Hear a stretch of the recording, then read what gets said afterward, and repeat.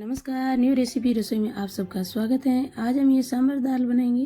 सांभर दाल बनाने के लिए हम यहाँ पर ये 100 ग्राम दाल लेंगे। दाल को हम भिगो के काम में लेंगे। दाल हम 4 घंटे तक भिगो के रख देते हैं। ये दाल आप रात भर भिगो के रख सकते हैं।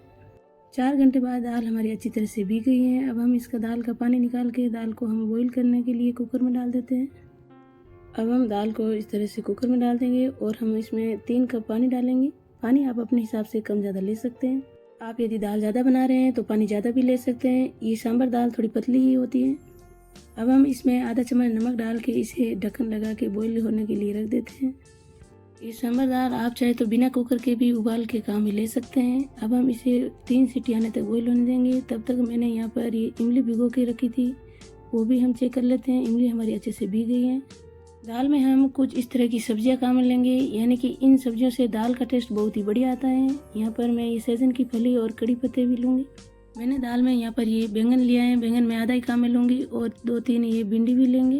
इनके साथ हम 2 टमाटर लेंगे, प्याज भी लेंगे और ये 1 बीन्स और 2-3 ये हरी मिर्ची भी लेंगे। तो सांभर दाल में अरबी भी डाली जाती है। आप चाहे तो थोड़ा सा अरबी का टुकड़ा बारीक काट के ले सकते हैं।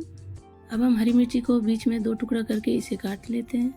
और इनके साथ ही भिंडी को हम कुछ इस तरह लंबी लंबी काटेंगे और बीन्स को हम बहुत ही बारीक बारीक काट के तैयार कर लेते हैं। दाल में इन सारी सब्जियों के साथ 1-2 सब्जी नहीं भी होगी तब भी काम चलेगा। इस तुअर दाल में ये सहजन की फली मेन होती है, यानी कि सहजन की फली से दाल का टेस्ट बहुत ही बढ़िया आता है। ये फली डालने के बाद दाल एकदम साउथ वाली लगेगी, यानी कि साउथ वाला टेस्ट आएगा दाल में। अब हम सहजन की फली को कुछ इस तरह से छीलते हुए, इसके टुकड़े करते हुए इसे प्लेट में रख देंगे। आज हम ये जो दाल बनाने जा रहे हैं, ये दाल इडली डोसा में तो मेन होती है और इसी के साथ चावल दाल में भी बहुत ही बढ़िया टेस्ट आता है। जब भी आप इस तरह की घर पे दाल बनाएं तो चावल दाल के साथ पापड़ जरूर सेकें। पापड़ का मैच बहुत ही बढ़िया होता है चावल दाल के साथ। अब हम प्याज को भी एकदम बारीक काट के लेंगे। आप मेरी तरह ये दाल बनाएंगे तो आप इस दाल का टेस्ट भुला नहीं पाएंगे, यानी कि सारी सब्जियां हम कुछ इस तरह काट के ले लेते हैं। टमाटर, बैंगन और यहाँ पर कड़ी पत्ते मैंने बहुत ही कम लिए हैं, यानी कि मेरे पास ज़्यादा कड़ी पत्ते थे नहीं। हरी मिर्ची और भिंडी भी इस तरह काट ली और बारीक प्याज काट लिए। बीन्स और ये सहजन की फली भी मैंने कुछ इस तरह से छील के काट के लिए। अब इमली जो मैंने भिगो के रखी थी, उस इमली को भी हम पल्प निकाल के इस तरह छान के लेंगे। सांभर दाल में खटाई होती है, यानी कि खटाई की वजह से दाल बहुत ही टेस्टी लगती है। अब हम इमली को कुछ इस तरह से छान के ले लेते हैं। थोड़ा सा पानी डालते हुए चम्मच से हिलाते हुए इस तरह से पल्प निकाल लेंगे। इन दिनों आप इमली की जगह कच्चा आम भी काम में ले सकते हैं। कच्चे आम की भी खटाई बहुत ही अच्छी लगती है। तो हम इस इमली के रस को साइड में रख देते हैं। दाल हमने बॉईल करने के लिए रखी थी, उसे भी चेक कर लेते हैं।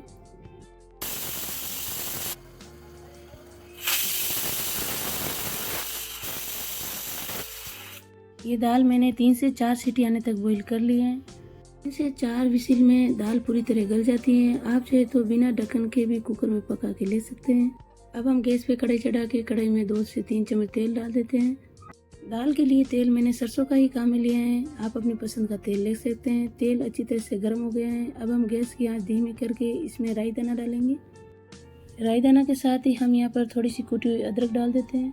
इसी के साथ ही हम थोड़ी सी हींग भी डाल देते हैं। अब हम यहाँ पर बारीक कटी हुई सब्जियाँ डालेंगे। सब्जियों में सबसे पहले हम यहाँ पर हरी मिर्ची और यहाँ पर हम भिंडी भी डालेंगे। भिंडी अच्छे से फ्राई हो जाएगी और हम यहाँ पर कड़ी पत्ते भी डाल देते हैं। इस दाल के तड़के में कड़ी पत्ते और हींग का बहुत ही अच्छा फ्लेवर आता है। अब हम यहाँ पर बारीक कटा हुआ प्याज भी डाल देंगे और इन्हीं के साथ ही यहाँ पर ये कटी हुई सहजन की फली भी डाल देंगे। अब हम सूखे मसालों में यहाँ पर 1 चम्मच हल्दी पाउडर भी डाल देते हैं। अब हम धीमी आंच पे कुछ इस तरह से चलाते हुए मिक्स कर लेते हैं।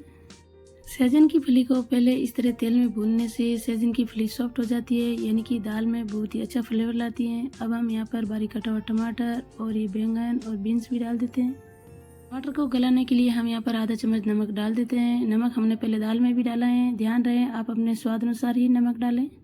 अब हम मीडियम गैस पर इन सारी सब्जियों को ढक्कन लगा के पकने देंगे। 1-2 मिनट पकाने के बाद सब्जियां हम चेक कर लेते हैं। सब्जियां हमारी अच्छी तरह से पक गई हैं, यानी कि सब्जियां तेल छोड़ने लगी हैं। अब हम चम्मच से कुछ इस तरह से मैश करेंगे और यहाँ पर 1 चम्मच ये दरदरा पिसा हुआ धनिया और यहाँ पर गरम मसाला भी डाल देते हैं।